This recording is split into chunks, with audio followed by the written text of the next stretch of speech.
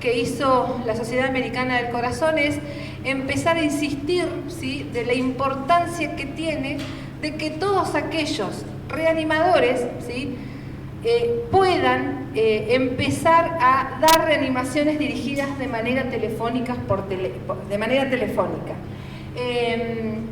y la importancia, ¿sí?, de que aquel que atienda un teléfono sepa dirigir una reanimación, ¿sí? En esto de llaman al hospital, va caminando, por ejemplo, acá en Roca por el Bicentenario, cae una persona, no responde, no respira, el que atienda el teléfono, ¿sí?, no sea aquel que diga ¿dónde fue el evento? ¿Qué pasó? ¿Cuántos son? ¿Dónde están? Ahí va la ambulancia. Listo, chao, hasta luego. ¿Sí? Sino que las guías dicen de que estos pacientes tienen mayores posibilidades de sobrevida si nosotros, que atendemos el teléfono, nosotros como trabajadores de la salud, podamos empezar a darle pautas para que inicien el proceso de la reanimación. Bueno, pone la boca. ¿Cómo está la víctima? La víctima está boca abajo. Bueno, da la vuelta, ponela boca arriba, alineala, sostené la cabeza, sacarla del área de donde corra riesgo. Todo esto pudiéndoselo decir al que está en el lugar, ¿sí? Las guías hacen una recomendación y dicen, nos damos cuenta de que eso aumenta la sobrevida.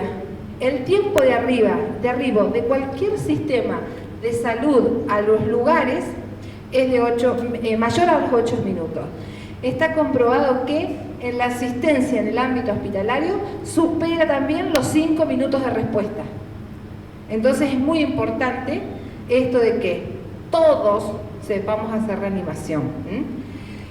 Y sobre todo lo que dice la Sociedad Americana es, a ver, los centros que tengan centrales telefónicas, entrenen a la gente. Todo aquel que reciba una llamada telefónica tiene que tener herramientas para poder guiar una reanimación hasta que cualquier personal de salud llegue, ¿sí?, al centro, que llegue, digo, al lugar donde fue el evento. Por otro lado, lo que dicen las guías es que se necesitan conocer cuáles son los centros que van a estar especializados para dar respuesta a eso. Por ejemplo, el tema... en la provincia de Río Negro, por ejemplo, tenemos Valle Medio, ¿sí? La gente de Chuele deriva al Hospital de Roca. Por otro lado, la gente de Chuele va a ser centro de derivación de lo que es La Marque, Beltrán, toda esa zona. Entonces, ¿qué nos dicen las nuevas guías? A ver, muchachos, de La Marque no vayamos a Chuele y de Chuele vayamos a Roca. Si vamos a hacer una derivación porque el paciente salió de un paro, hagamos la derivación directamente. No pasemos por tantos lugares para que el tiempo de respuesta sea más rápido. ¿Se comprende esto? Por eso es interesante de que cada lugar tiene que saber cuál es el centro de referencia que le va a dar respuesta al paro cardiorrespiratorio. ¿Se comprende hasta ahí? Bueno. Por otro lado, las guías que dicen, bueno, una cosa es reanimar en la comunidad y otra cosa es reanimar en el intrahospitalario. Entonces, siempre digo, esto nos pasa y la vez que nos pasa es algo que liberamos, pero hasta la última gota de adrenalina, el reanimar a una víctima, la que sea adulto y sobre todo si es niño. Pero, ¿qué nos dicen las nuevas guías del 2019? Que en el ámbito, en el intrahospitalario, ellos modificaron la cadena de sobrevida. Por eso es muy importante de que así como nosotros salimos a las escuelas y le decimos a los niños que tienen que tener la cadena de sobrevida en la puerta de la heladera, es muy importante que en los centros en los que nosotros trabajamos, así sea el servicio más básico, tiene que tener la cadena de sobrevida, porque yo tengo un paciente que no responde y que no respira y automáticamente tengo que mirar y ver qué es lo que tengo que hacer. El primer eslabón hoy es vigilar y prevenir, ¿sí? En esto de darme cuenta de que se produce la parada cardíaca, darme cuenta de que la persona dejó de respirar. Se ha comprobado en los determinados centros de que a veces nos damos cuenta tarde de eso, ¿sí? Y ustedes recuerden de que nosotros tenemos de 3 a 5 minutos para dar respuesta. ¿Qué quiere decir esto?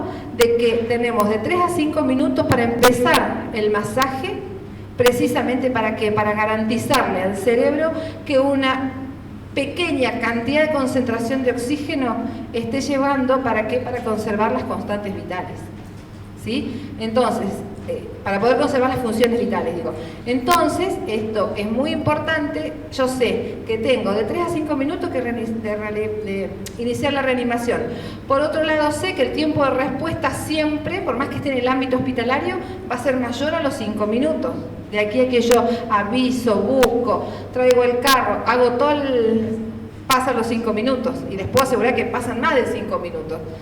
Entonces, el primer eslabón es la vigilancia y la prevención en saber darme cuenta. Si este paciente yo no lo veo bien, no lo puedo dejar, me tengo que quedar, por más que tengo que darme cuenta en qué momento se produce el paro cardíaco para iniciar el proceso de la reanimación. Por eso las nuevas guías dicen, en el ámbito hospitalario, primer eslabón de la cadena de sobrevida, vigilar y prevenir. Por otro lado, dar el informe, iniciar el masaje, buscar el desfibrilador y darles los cuidados posteriores a la reanimación. En cambio, fíjense que en el ámbito extrahospitalario es el reconocimiento y activar el sistema médico, el iniciar masajes, el uso del desfibrilador, el servicio de ambulancia y los cuidados post-reanimación. Entonces, dijimos que lo primero y principal es el reconocimiento precoz de la emergencia y el pedir ayuda. Esto es, pero la primera condición que hoy plantean las guías del 2019, activar una respuesta precoz y efectiva. ¿Para qué? Para poder evitar el paro cardiorrespiratorio. Esto también tengo que saber y también tengo que organizarme. Si esto nos pasa en el ámbito hospitalario, perdemos mucho tiempo en buscar quién nos va a dar respuesta, ¿sí?, para iniciar el proceso de la reanimación. Y nosotros, siendo un grupo entrenado, no tenemos que perder ese tiempo. Después buscaremos, pero nosotros entrenados tenemos que saber, nosotros los enfermeros, digo, ¿no? Tenemos que saber iniciar el proceso de la reanimación. La RCP inmediata puede duplicar o triplicar el índice de supervivencia de muerte súbita. Esto es muy importante. Hasta el 40%, dicen las guías hoy, hasta el 40% de nuestros pacientes que les iniciamos rápidamente la reanimación tienen posibilidades de sobrevida. El tema de la desfibrilación precoz, iniciamos el masaje y tenemos que usar el desfibrilador. ¿En qué momento? De 3 a 5 minutos desde el momento que iniciamos el proceso de la reanimación.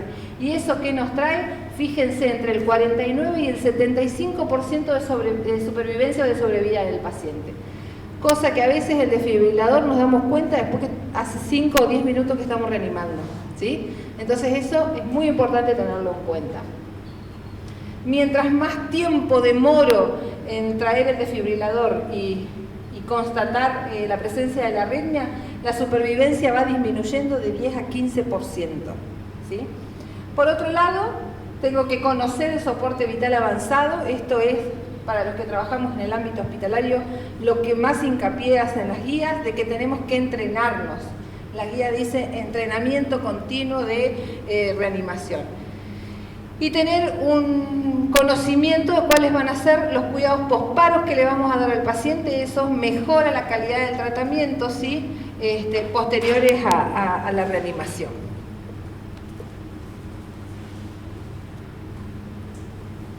Entonces, 3 cosas importantes que nos dicen las guías. Primero, el tiempo entre el llamado y el arribo siempre va a ser mayor a los 8 minutos y en el ámbito hospitalario mayor a los 5 minutos. Por otro lado, la víctima que tiene paro cardíaco necesita de reanimación inmediata. Entonces, ¿qué dice? Que el iniciar en el momento en el que yo constato la parada cardíaca va a proveer, iniciar el masaje, digo, va a proveer un flujo sanguíneo pequeño, pero se lo va a garantizar ¿a quién? Al corazón, y se lo va a garantizar precisamente al cerebro. Y por otro lado, lo más importante, el uso de la desfibrilación, ¿sí?, que interrumpe todo ese proceso, como dice acá, de la despolarización y repolarización que ocurre. ¿En qué momento? En el momento que yo constato que ese paciente tiene una fibrilación ventricular, ¿sí? Ahora vamos a ver cuáles son los 2 ritmos que se desfibrilan.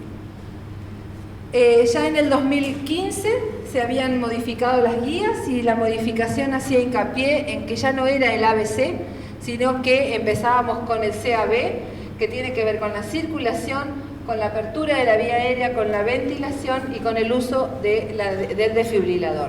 ¿En qué dos arritmias voy a usar el desfibrilador?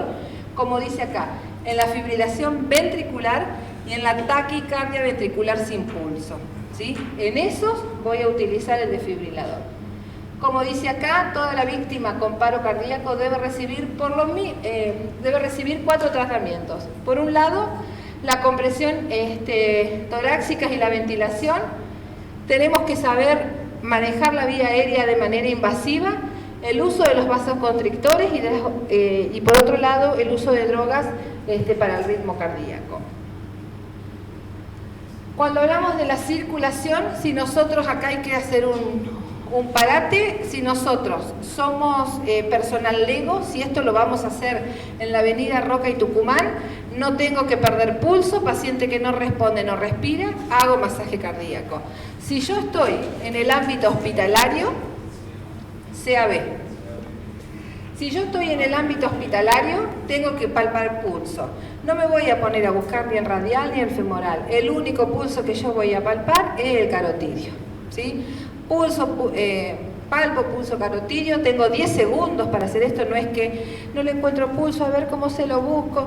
Buscan el esternocleidomastoideo, buscan la tráquea, en el medio de los dos, buscamos con los 2 dedos, pulso carotidio. ¿Tiene pulso carotidio? Sigo adelante porque tiene este ritmo. Pero si no tiene pulso, es indicación de empezar a hacer las compresiones. Bueno, acá les pongo de que tiene que ser de 10 segundos, el buscar el pulso. ¿Cómo voy a hacer las compresiones? Como dice acá, tengo que comprimir en el centro del pecho, ¿sí? Antes, en las guías del 2010 y las del 2005, hablaban todavía de que buscábamos el apéndice, el esternón, el apéndice cifoide, el reborde óseo. Bueno, fíjense que todo eso ya no llevaba tiempo. Motivo por el cual ya en el 2015 dijeron, no, basta de reborde óseo, basta de buscar el apéndice cifoide porque era todo un problema, necesitamos disminuir tiempos, buscamos en el centro del pecho, ¿sí? Hacemos directamente, lo marcamos en el centro del pecho, el talón de la mano, y a partir de ahí iniciamos las compresiones. Como les dije, no tampoco buscar el tema de las 2 tetillas, porque eso también nos confunde mucho la localización, sobre todo en las mujeres y cuando son de edad avanzada. Entonces es en el centro del pecho, ¿sí? Ni al lateral, no, en el centro del pecho. Ustedes piensen de que nosotros tenemos como adultos, después Leti les hablará de los niños, nosotros tenemos como adultos, ¿sí? Una frecuencia cardíaca normal, ¿sí? Entre 60 y 80. Yo tengo que garantizar flujo cerebral y flujo al músculo cardíaco. Entonces, ¿qué me dicen las nuevas guías? Que tengo que hacer masaje de 100 a 120 masajes por minuto, ¿sí? Esto es ir rápido haciendo el masaje. ¿Cuánto voy a presionar? Una profundidad en el caso del adulto de 5 centímetros, a 100 latidos por minuto, a 100 compresiones por minuto, y voy a utilizar en el caso del adulto siempre las 2 manos, ¿sí? Un talón de la mano, entrelazo la otra y a partir de ahí hago el proceso de la relajación. Empiezo con el masaje. Esta que les marco acá es la posición adecuada. En el caso del ámbito hospitalario o los que trabajamos en internación, lo que hay que hacer es el paciente pasarlo al piso si no tengo escalera. La escalera tiene que estar, por más que seamos altos, la escalera tiene que estar, siempre. Si vamos a hacer masaje en una camilla, es lo ideal porque me permite a mí trabajar a la altura.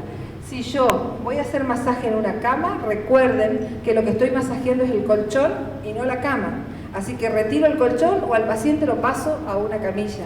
No hay otra alternativa.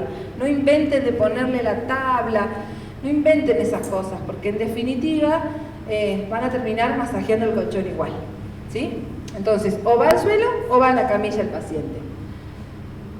Como dice acá, busco el centro del pecho, entrelazo las manos, los brazos tienen que estar rectos. Recuerden siempre que cuando hago un proceso de reanimación cansa, o sea que estén atentos al estado de las manos, porque no voy a terminar haciendo fuerza de brazos, sino que lo que voy a terminar haciendo, ¿sí?, es un masaje adecuado.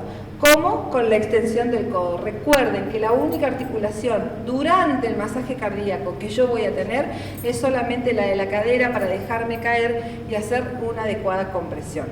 El resto de las articulaciones las sostengo firmes precisamente para que sea efectivo.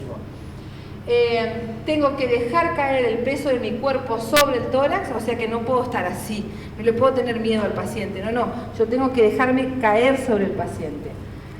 Las compresiones tienen que ser debidamente realizadas con la compresión y la relajación, o sea que yo lo que tengo que hacer es comprimo, relajo, comprimo, relajo. No separo las manos, pero tampoco me quedo sobre el tórax del paciente. ¿Para qué? Para poder hacer, diríamos, la actividad del corazón, ¿sí? La de la contracción y la relajación, porque si no, no hay forma.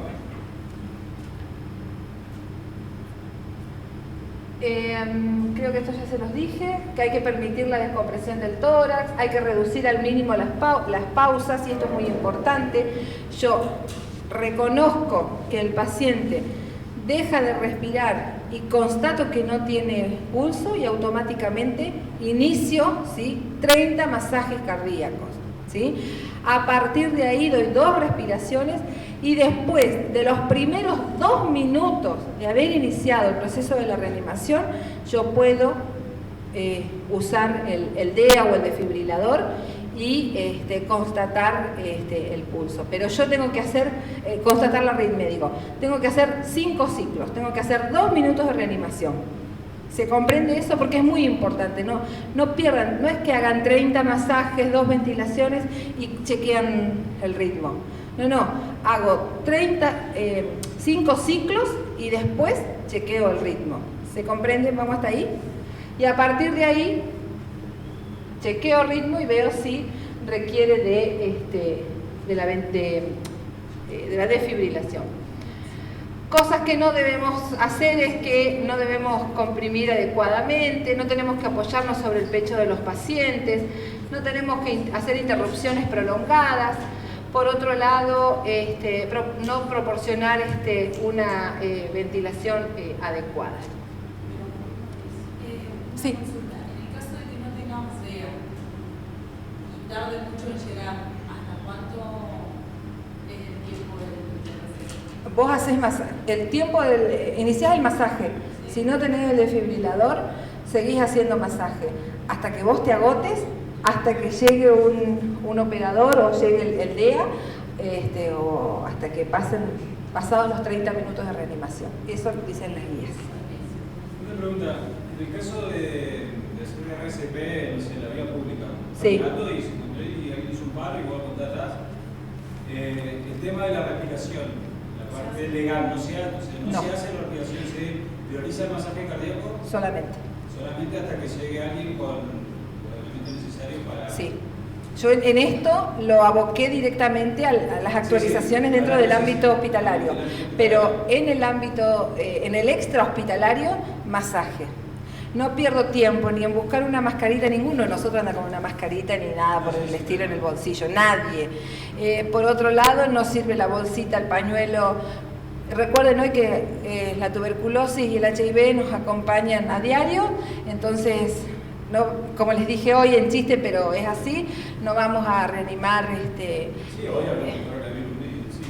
a un paciente, no sé, no vamos a reanimar a Angelina Jolie, no.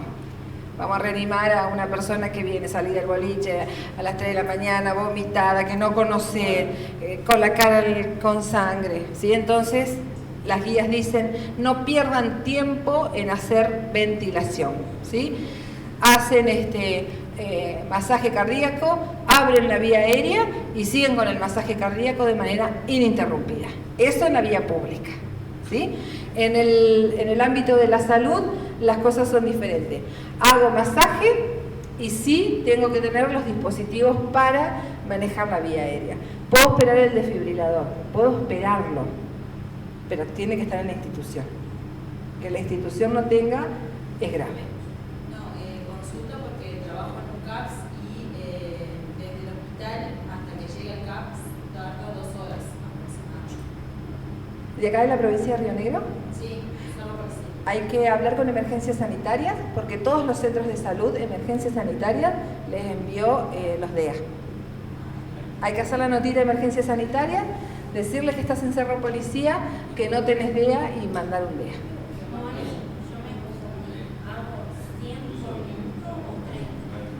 No. Tenemos que ir a un ritmo de 100 latidos por minuto. De 100 a 120 latidos por minuto, rapidito, así. Y hago 30 masajes, 2 ventilaciones. 30 masajes, 2 ventilaciones. Pero a un ritmo rápido, ¿sí? No es como los que venimos haciendo reanimación de hace unos años, que decíamos, ¿cómo es que se llama? Un elefante, 2 elefantes, 3 elefantes, contábamos 1 auto, 2 autos, 3 autos. Bueno, ahora no contamos nada. Ahora es 1, 2, 3, 4, 5, 6, rápido. Le tenemos que garantizar una frecuencia superior a los 100 latidos por minuto. Y vamos a hacer los masajes, 30 compresiones, 2 ventilaciones. 30 compresiones, 2 ventilaciones. ¿Cuántas veces? 5 veces. Después vamos a hacer el taller de reanimación. Y a partir de ahí, o chequeo ritmo y uso el desfibrilador, o sigo haciendo masaje, ¿sí? El chequeo de la desfibrilación debe ser rápida. Y eso es de buena práctica, ¿sí? Lo que dice Cristian, que me había olvidado, es muy interesante. Cuando yo hago reanimación, por más de que esté con los más capos de la reanimación, tengo que contar. ¿Por qué? Porque cuando yo conté, ¿sí? Mi compañero sabe en qué momento tiene que hacer la adrenalina. Primero, en qué momento va a ser ¿cómo es que se llama? La ventilación, ¿sí? Yo digo 29 y mi compañero ya tiene que estar preparado para hacer las 2 ventilaciones. Y por otro lado, doy lugar a que el que va a desfibrilar y el que está alrededor vaya contando cuántos ciclos voy haciendo para chequear ritmo, etcétera, etcétera. ¿Sí? Y para el cambio, cuando yo digo 30 después de los 5 ciclos, sabes que el que está enfrente tiene que cambiarte. Y si no, mirar el reloj, cada 2 minutos, dicen las guías, no lo digo yo, dicen las guías, cada 2 minutos cambiamos. Viste que vos estás en proceso de reanimación y tenés los recapos que transpiran, y le mandan al masaje. No sirve eso, porque llega un momento que el masaje empieza a ser poco efectivo. Entonces, y el operador se cansa. Entonces, haces 2 minutos vos, 2 minutos yo, 2 minutos él, 2 minutos ella. Y después volvemos, 2 minutos yo, 2 minutos vos, podemos estar reanimando 40 minutos, que no va a ser tortuoso para los operadores. Por eso la importancia de que esto sea un trabajo en equipo. Que todos tenemos que saber hacer masaje. Y no, eso depende. Ahora lo vamos a ver cuando dejamos de reanimar. Dentro del ámbito hospitalario tengo que pensar en colocación de una vía venosa periférica. Recuerden siempre que, como dice acá, conseguir un acceso venoso cuanto antes no es una prioridad, no es prioridad, pero sí hay que en algún momento poder obtener un acceso venoso. No busquen vías centrales, no deliren con cosas raras. Las guías dicen vía periférica o vía intraósea, en adultos y en niños, ¿sí? Vía periférica, después Leti corroborará, pero lo que leí yo en las guías de 2019 dice vía periférica, vía intravenosa. La vía periférica de elección es las que están en el momento de la reanimación, es las que están supradiafragmáticas. Recuerden de que nosotros necesitamos de que eso llegue rápido, ¿sí? al músculo, que llegue rápido al corazón. Entonces todo lo que es supradiafragmático son las guías que yo voy a utilizar por elección. Si alguien decide hacer una yugular externa, recuerden que las yugulares externas son también competencia de enfermería, tiene que ser alguien que en algún momento haya hecho una yugular externa, porque si no, perdemos tiempo también en eso. Y si no, la vía intraósea, que después vamos a practicar cada uno de poner una vía intraósea. La Leti es la experimentada y nos enseñará a poner vías intraóseas. Eso es el C. Dijimos que el próximo paso era el A, la apertura de la vía aérea. En esto no hemos cambiado nada las nuevas guías, sino que hacen hincapié en la doble y en la triple maniobra y en el uso de los accesorios. Y el tercer paso tiene que ver con la ventilación, que como les dije, tampoco se ha modificado, son 30 compresiones, 2 ventilaciones. Esto es muy importante y ellos hacen hincapié en que hay que comprobar de que se eleve el tórax en cada ventilación, sobre todo si uso la bolsa máscara válvula. Una actualización para el 2019 que tiene que ver con el uso de dispositivos avanzados para la vía aérea. Ellos vuelven a hacer mucho hincapié en esto, precisamente porque lo que se pretende es mantener, como dice acá, la ventilación y reducir los riesgos de aspiraciones pulmonares. Por eso es que hay que usar la bolsa máscara válvula, la unidad de reanimación y todos los que son dispositivos supraglóticos. Principalmente, porque vuelvo a insistir, no todos están entrenados en poner un tubo endotraqueal. Entonces, ¿qué dicen las guías?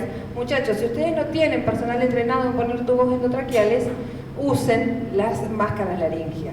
Lo dice la Sociedad Americana del Corazón, y hacen también mucho hincapié en que los que hacen la competencia de intubación sea con profesionales que tengan experiencia, pero por otro lado que se actualicen y se capaciten.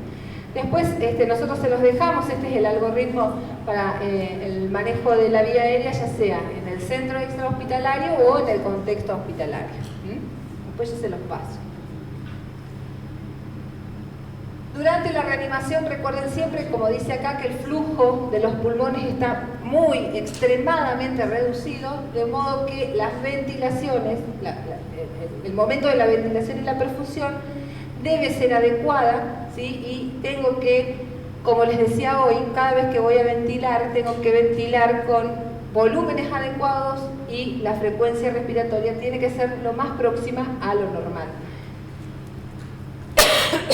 En los procesos de reanimación escuchamos aún más esto que yo les decía hoy de la bolsa máscara válvula con las dos manos y apretando rapidito, y está aquel que quiere sostener la máscara y con la otra va comprimiendo contra la cama. Bueno, todas esas son payasadas que las guías dicen, eso no debemos hacerlo de esa forma, ¿sí? Lo correcto es a un tercio de la bolsa, de 12 a 16 veces por minuto. Bueno, esto ya se los dije. Hay un estudio que publica las guías que dicen de que la perfusión normal en un paciente en estado, diríamos, si a nosotros hoy nos ponen, diríamos, a dormir, el volumen corriente nuestro es de 10 a 8 mililitros por kilogramo de peso. En la reanimación lo que se pretende es que por lo menos podamos nosotros dar, ¿sí?, volúmenes de 500 a 600 mililitros, o sea, de 6 a 7 mililitros por kilogramo de peso. Recuerden siempre de que cuando ustedes saquen el peso de un paciente, tiene que ser el peso teórico. Si yo mido 1,70 m, sáquenme la cuenta por única vez en la vida de que todo lo que me vayan a administrar en relación al oxígeno sea con 70 kilos. Denme ese gusto, por lo menos. Entonces, cuando se ventila sin una vía aérea avanzada, se produce lo que se denomina la insuflación gástrica. Esta insuflación gástrica puede causar, cuando yo ventilo al paciente, regurgitación y aspiración del contenido gástrico. Por otro lado, el aire va a entrar al estómago, ¿sí? Va a ejercer presión, y cuando yo ventile y haga masaje, puede que uno de los riesgos es de que regurgite, ¿sí? Y ese contenido vaya a la vía aérea, motivo por el cual ellos recomiendan el uso de accesorios como por ejemplo la máscara laringia para aún minimizar más el tema de las microaspiraciones. El uso del desfibrilador, esto es como les dije hoy en la mañana, esto es como tener novio, cuando uno recién empieza el romance, ¿sí? Tengo que conocerlo, tengo que saber qué desfibrilador tengo. ¿Es un DEA, es un desfibrilador bifásico o es un desfibrilador monofásico? ¿Cómo lo voy a cargar? ¿Cómo lo voy a utilizar? Vieron que uno al novio cuando recién empieza lo atiende y lo conoce y quiere saber todo de él. Bueno, esto es exactamente igual. Conozcan todos los elementos, ¿sí?, que tienen al alcance de la mano, y el desfibrilador tienen que conocerlo. El DEA que le van a mandar a ella, cuando se lo mande a emergencia sanitaria, tendrá que verlo, mirarlo, saber dónde van los parches, cómo dispara, cómo lo enciendo, cómo lo cargo, cómo descarga. ¿Sí?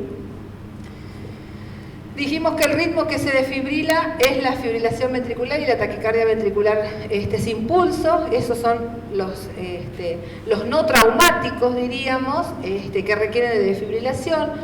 El índice de supervivencia dijimos que era elevado si yo uso el desfibrilador dentro de los primeros 3 a 5 minutos. Tengo que, como dice acá, seguir el algoritmo. A ver, ¿el ritmo es desfibrilable, sí o no? Si no es desfibrilable, seguiré haciendo masaje y utilizaré drogas. Si el ritmo es desfibrilable, ¿qué es? ¿Una taquicardia ventricular sin pulso o es una fibrilación ventricular? Ya vamos a ver cómo se diferencia una de la otra para poder verla en el monitor. Hago la descarga, entonces yo tengo que saber. Si es monofásico, voy a utilizar 200 joules. Si es monofásico, voy a utilizar 360. Si es bifásico, voy a utilizar 200. Las guías nuevas dicen de que antes decían que el DEA no se usaba en el ámbito hospitalario. Las guías nuevas dicen ahora sí puede usarse. Es de rápida respuesta y permite que lo usemos todos nosotros, así que puede utilizarse. ¿Cómo? Claro, en los lugares de alta concentración de gente, en la mayoría de los lugares está el DEA, tiene un rayito ahí que te dice cuál es. Muy sencillo de utilizar, como todos los elementos, le pones on y le pones off, on para encender y te dice. Ponga las palas en el pecho del paciente. Entonces vos miras las paletas y los adhesivos y te dicen dónde van los adhesivos. Cuarto espacio intercostal, línea media clavicular derecha, por ejemplo, ¿viste? Izquierda, digo, no la derecha. Quinto espacio intercostal, línea media clavicular izquierda, y así te va guiando. Pusiste los parches y te dice, a la cuenta, ritmo desfibrilable, te dice, a la cuenta de 3 va a disparar, 1, 2, 3, exactamente lo mismo que tenemos que hacer nosotros con el desfibrilador común. Pero hoy, en las guías anteriores decían el DEA en el ámbito hospitalario no, las guías de hoy dicen el DEA en el ámbito hospitalario sí. Ojo con los pacientes que tienen marcapasos o desfibriladores implantables, ahí tenemos que tomar la precaución que las palas deben estar a 2,5 centímetros de donde está el implante, ya sea del desfibrilador o del, ¿cómo es que se llama? Del marcapaso, cualquiera de los dos implantes que tenga.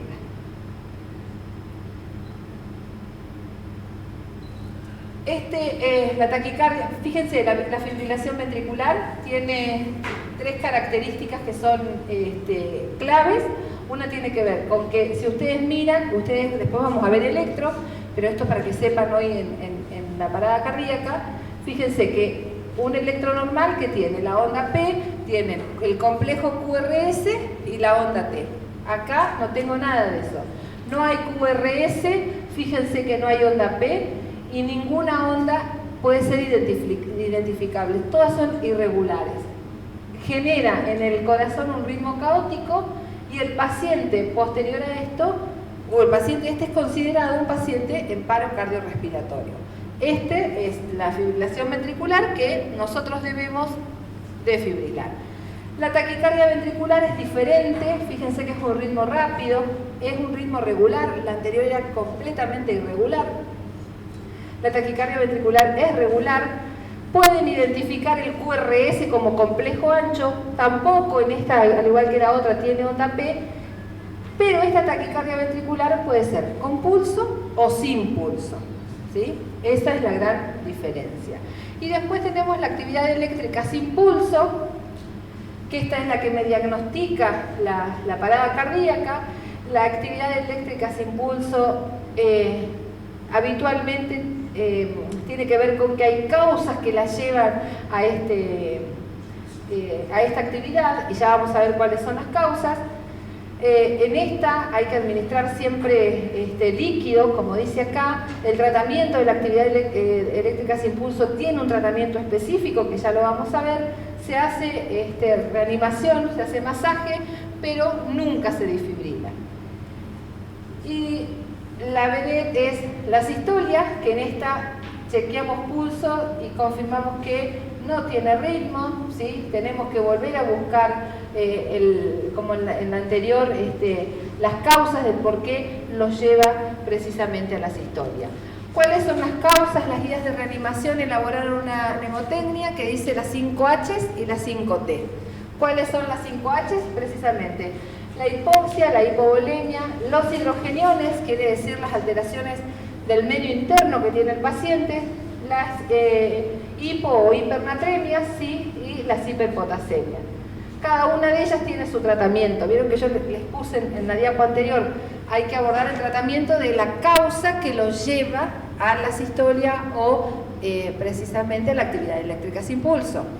Si la causa es, por ejemplo, por hipovolemia, lo que tengo que hacer es infusión de ¿qué? De volúmenes, ya sea cristaloides, coloides o de transfusión de sangre. Si es, por ejemplo, por una alteración en su medio interno, tengo que ver si voy a ventilarlo al paciente y mejorar la ventilación, o si tengo que administrarle, por ejemplo, el bicarbonato de sodio. Ahí tengo que ir buscando cuál es la causa que me llevó a la actividad eléctrica sin pulso o a la sistolia. Entonces, mientras hago masaje y trabajo para sacarlo de la sistolia, lo que tengo que hacer es ver cuáles son las causas.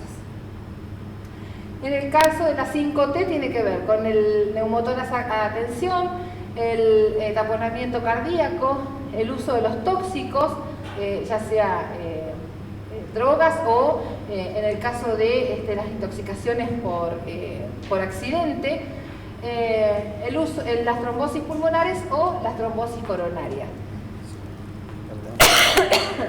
Tengo que pensar en resolver las causas que me llevaron a eso. ¿Se comprende hasta ahí?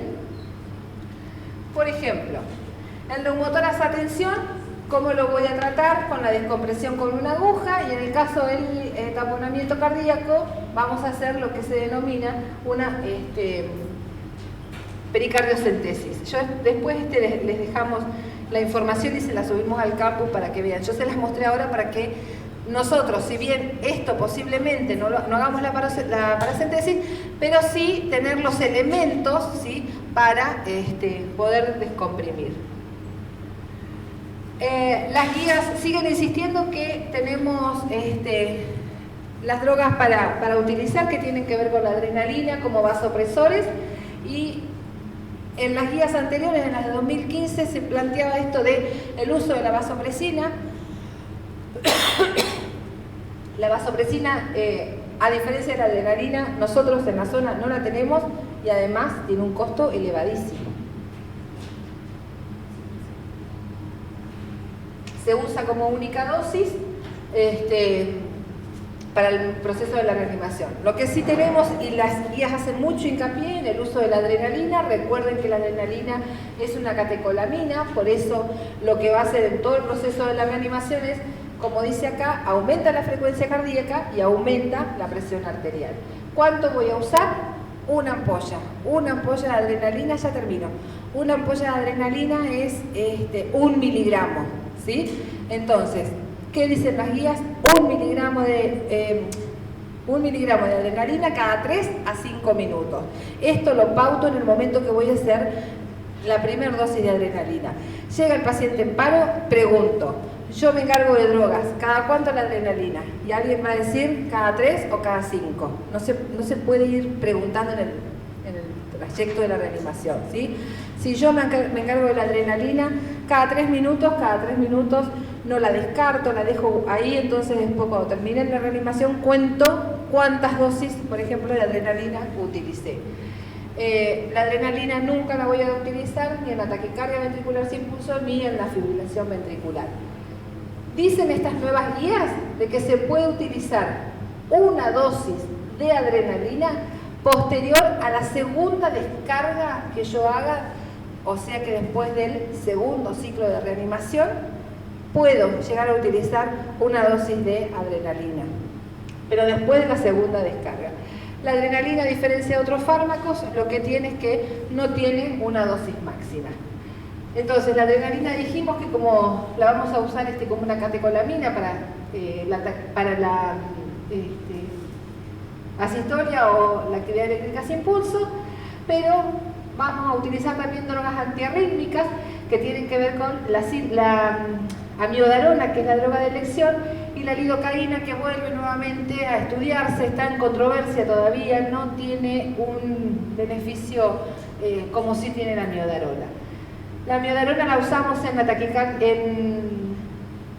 ventricular sin pulso y en la fibrilación.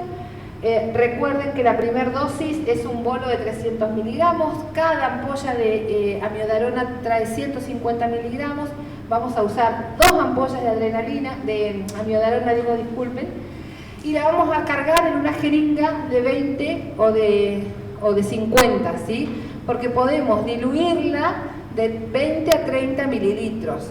Recuerden siempre de cargarla con una aguja 40-12, porque con la amiodarona vieron que es una sustancia líquida, aceitosa. Cuando la cargamos hace mucha espuma, entonces pasamos y hacemos la embolia gaseosa, si pasamos todo eso. Por eso que dicen las guías, se carga con una aguja 40-12, se lleva a 20 y se administra en bolo y rápido. Y después el segundo bolo ya puede ser de 150 miligramos. La amiodarona sí tiene una dosis máxima, que es 450 miligramos al momento de la reanimación, y 2,2 miligramos, o sea que puede recibir el paciente en el transcurso de las 24 horas 13 ampollas de amiodarona. Fíjense que yo hablé hasta ahora de 4 drogas que puedo llegar a tener, pero 2 que son las más importantes, la adrenalina y la amiodarona. Otra droga que usamos es el sulfato de magnesio. El sulfato de magnesio, como dice acá, se usa solamente en las taquicardias ventriculares cuando son polimorfas, la famosa taquicardia, la torsada de Point. Fíjese que es característico el trazado de la torsada. Habitualmente se presenta este tipo de patologías en los pacientes que son los desnutridos crónicos y los pacientes alcohólicos. Entonces, es muy importante tener en cuenta cuántos elementos voy a tener yo en relación al uso de drogas que preparar y tener al alcance de la mano. Bueno, acá esto después se los vamos a dejar en el campus para que ustedes lo puedan leer, el uso de la vasopresina y la adrenalina. Fíjense que hacen mucho hincapié las guías en el uso de la adrenalina, y que ayuda a mejorar notablemente, porque en las guías anteriores se hablaba de que la adrenalina podía generar trastornos y recuperos prolongados en relación a la función neurológica. Hoy las guías dicen de que la adrenalina ayuda mucho a mejorar la presión de perfusión cerebral, por eso es la droga, una de las drogas de elección.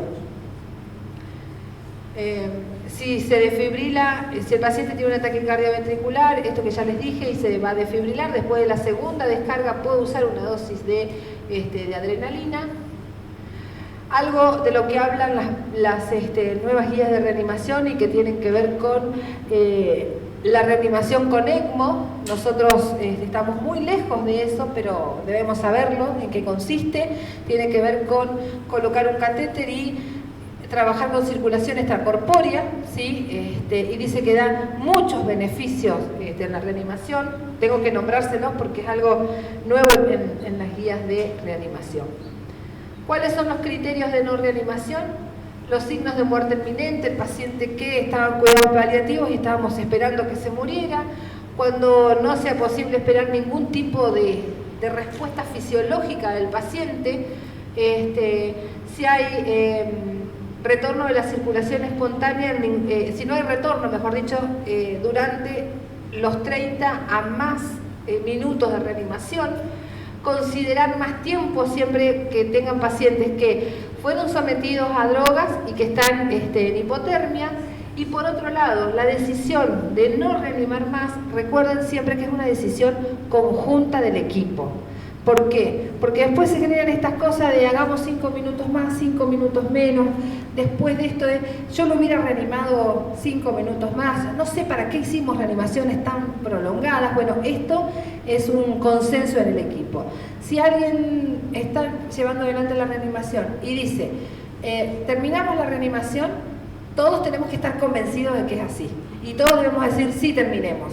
Si hay alguien que no quiere terminar la reanimación, ese es el momento de decirlo. ¿Para qué? Para que después no se generen estas disconformidades y estos enfrentamientos posteriores a las reanimaciones. Lo último de lo último de lo último, en el carro de paro no podemos tener, es de buena práctica tenerlo identificado al carro de paro. ¿Qué voy a poner en el carro de la circulación? ¿Qué voy a poner en el carro de apertura y ventilación de la vía aérea? ¿Y dónde voy a tener el desfibrilador? ¿Y dónde voy a tener cada uno de los elementos? En el carro de paro no va la ranitidina, la dipirona, el Reliberan, la iosina, la digoxina, el calcio, todo eso no va en el carro de paro. Para eso podemos tener un carro de atención directa. Para eso buscamos una valija de traslado.